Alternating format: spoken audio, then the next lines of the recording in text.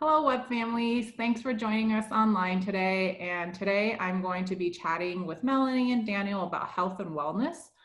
So again, my name is Jennifer Liu. I graduated from Webb in 2005, and I'm the Director of Parent Relations and Special Events. So Daniel, let's start with you. Why don't you introduce yourself and tell us a little bit about what you do at Webb?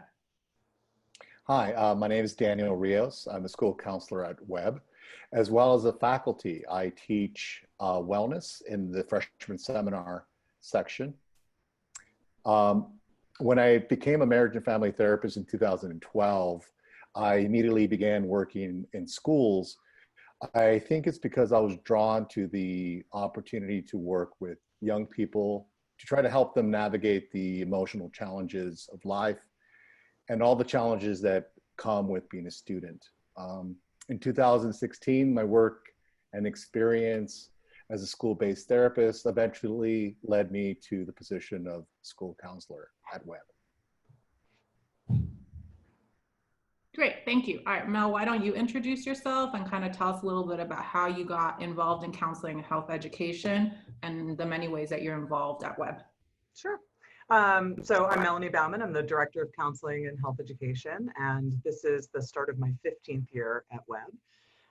I know. It went very quickly. I don't know how quickly. I don't know. It's just a surprise. But I came to Webb I was working in an outpatient mental health clinic in Boston, and I had been working with schools and in pretty much all of that time in different iterations.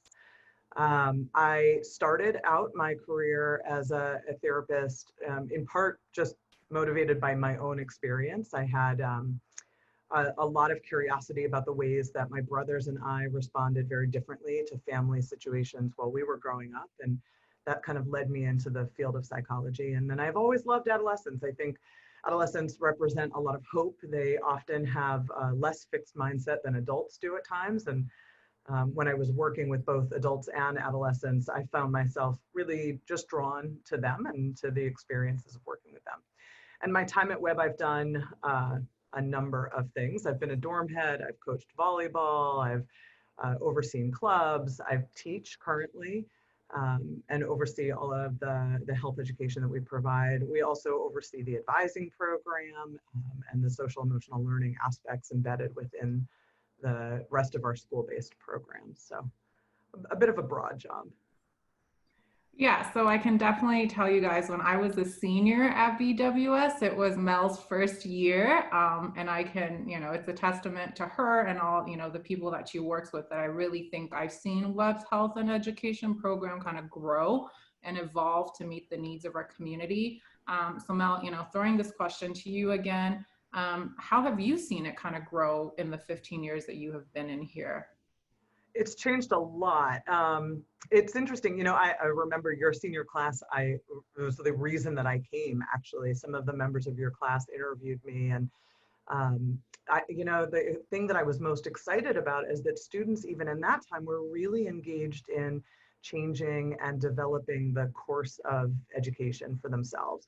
And a lot of that had to do with health. A lot of that had to do with community, their interest and engagement in helping and supporting each other. That to me has sort of always been a hallmark of the school. Having said that, a lot of what has changed is moving the school from a responsive-based health education program into a preventative-based health education program. And that's been something that we've taken a number of years to do. When I first came, I actually taught all freshmen in that era, and the other school counselor didn't have any involvement in the program, and we didn't have involvement of our fitness and nutrition experts, our athletic trainers at the time, or any other member of the community, and we didn't have student voice. And so we've slowly built a now 4-year health curriculum that involves returning in the 10th, 11th, and 12th grade to some of the topics that we introduce in freshman seminar. And alongside of that, we've also added student voices. So we have peer advisors, juniors and seniors, who teach alongside us and offer a student perspective or student voice. And a part of that is, again, modeling the idea that they're going to have a different kind of interaction and a different kind of engagement with students than than a faculty member might, right? They're going to speak their language and they're going to be able to help them navigate some of the support systems that we want them to be able to access. And they're going to do that from a student perspective. They're going to do that with the safety of a student. So those are kind of small ways. In topics, you know, health has changed tremendously since I came to Webb, and, you know, since many of us had health education. I sort of jokingly tell students that we're beyond the idea of like drug, sex, rock and roll, although those things are still very much a part of an adolescent's development, no matter what time and space that we're talking about them. So, you know, we might shift maybe the focus, instead of, you know, smoking cessation and nicotine and cigarettes, we're now talking about jewels. But the very basis of that conversation, what does it mean for you to be a well, healthy person, hasn't changed. That's been a thread that we've carried throughout my time. Great, thank you for providing that overview. I think it is really important to have student voices, and it's really exciting as an alumnus to see kind of student voices being added to the health education program, and to see the peer advisors taking such an active role in helping with orientation activities. So that's, you know, kudos to both of you guys for working with our students in that realm. So let's kind of switch gears a little bit, because, you know, I wanted to kind of address the topic of parent wellness as well.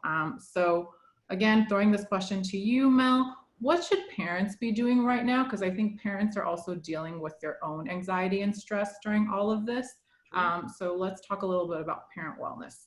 Yeah, well, at the core, parents are, shockingly enough, humans too, right? They have all the same basic needs that a person navigating COVID, but also the general stressors of life.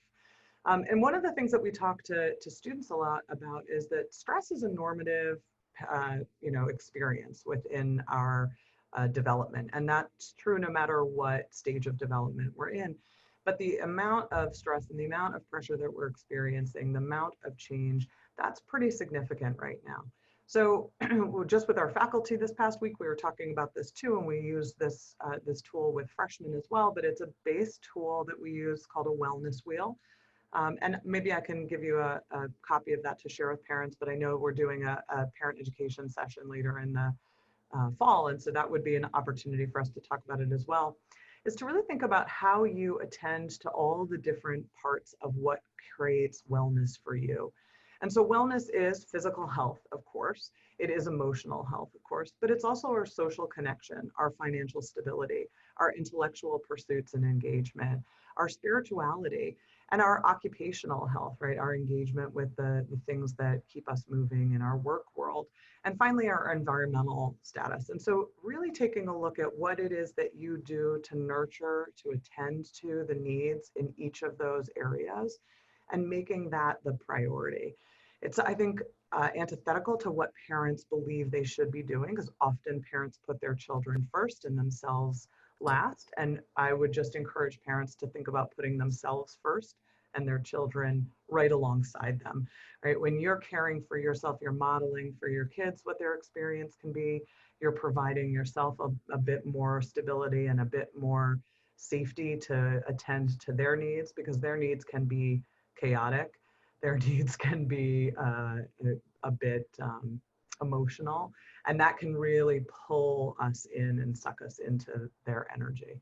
So basic self-care, right? Making sure that every single day you're getting the, you know, the physical health that you need. So movement, right? Healthy diet, all of those things. The emotional self-care, making sure you're talking to people, making sure you're connecting with your friends and carving out space for you. I think this is the thing that when I talk to parents, I hear them struggling the most with, is taking time that's just for them to feed their soul. And, you know, some days that's going to be allowing yourself the pleasure of, you know, reading a book that you've just always wanted to. And other days that's going to be talking to a friend. And another day that might be taking a class online that you've always wanted to do, but making sure that you really are attending to that. And then ultimately, because you're parenting adolescents, taking a deep, long breath and letting it out real slow, because they are a challenge sometimes. You know, they're just starting their independence and just stepping into the world. And so allowing them to do that and knowing that you can be their catch-all is much different than trying to protect them from every challenge that they're going to come across. And that's really hard, I think, right now, because we're seeing our kids in pain. We're watching them really struggle, and we would like to be able to remove that pain for them. But helping them process and helping you process is a part of that as well. Great. So thank you. That was a great answer, and we'll definitely look forward to you sharing kind of the parent wellness wheel with us as we move forward with our parent education programs for this school year. Now, Daniel, I know you are a parent yourself. So kind of, can you talk about how can parents create a safe space at home for all family members to kind of talk about their own social emotional needs? Yeah, first of all, yes, I am a parent myself, and I'm personally familiar with the challenges of parenting. It's probably the most challenging job I've ever had, but there are no promotions. But it's also one of the most rewarding, and I think it's because parenting also comes with a lot of opportunities. One of the most beautiful opportunities we have as parents is to serve as the kind of like the social emotional teachers to our children. One way we can do this is by listening to them. So when your child has a tough moment, it's important to create a space to listen. Listening is a simple and easy way to validate the feelings that teens are experiencing, regardless of the size of the problem. Another way we can help our children develop their emotional intelligence is by joining them in reflecting on their experiences, engaging our children in conversations that explore and identify their needs, either met or unmet, that led to the feelings in the first place. So maybe you can say something like, I wonder if you're feeling sad or angry when you were not able to go to the party because your need for autonomy or your need for independence or your need for connection or belonging was not met. So one other thing you can do is to model healthy coping skills or behaviors like self-talk.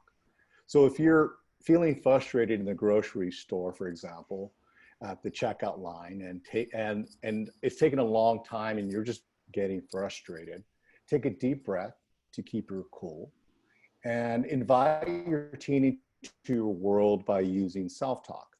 You might say something like out loud, we are in a hurry and this line is not moving very fast. I'm feeling frustrated. I'm going to take a deep breath. This quick exchange teaches your teen words to associate with their own feelings, as well as strategies like taking deep breaths. So learning to regulate our own emotions is also a key ingredient in creating a space where your children can feel safe. So taking deep breaths or long walks and identifying our own needs and feelings better prepares us to support our children when they experience a strong emotion. So when we are better able to validate our own emotion, we can better listen to our children and validate their emotions and give them guidance.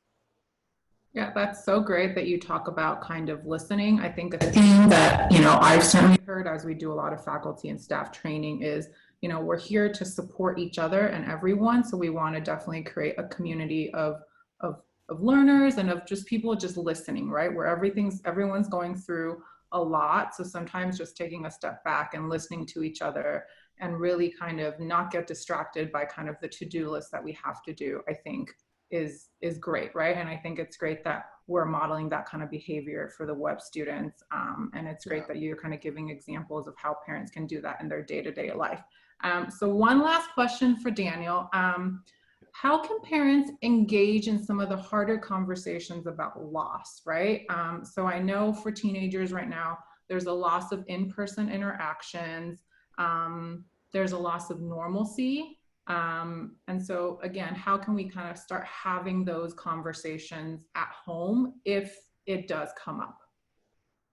Yeah, so it's important to acknowledge that during the COVID epidemic, students are actually struggling with accumulating losses of like important activities, social connection, and milestones. And some students may even be dealing with the death of a loved one.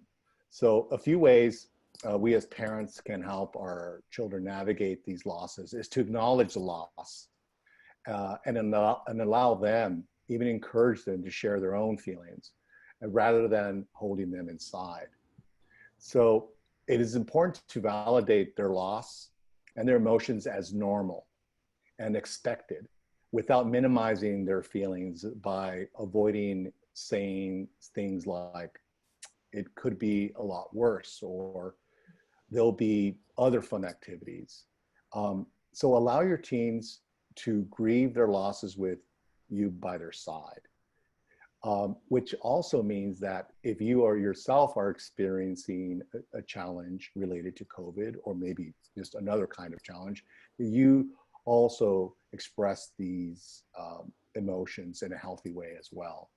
Just going back to what I said earlier, modeling healthy coping skills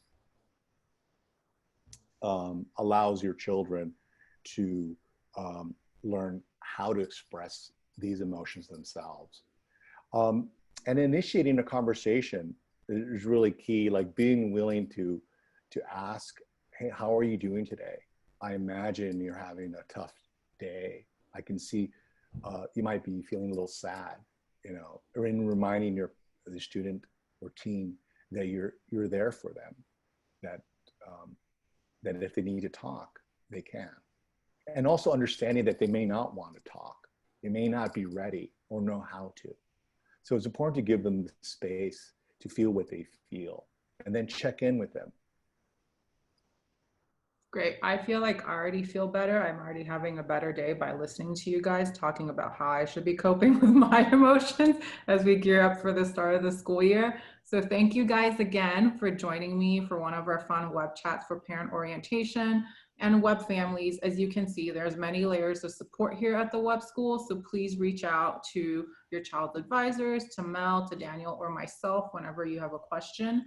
And we're going to get through this year together. It's going to be a different one, but I think we're all going to come out with new skill sets, and it's going to all be good. So thanks again, and I'll see you guys online next time. Bye. Bye.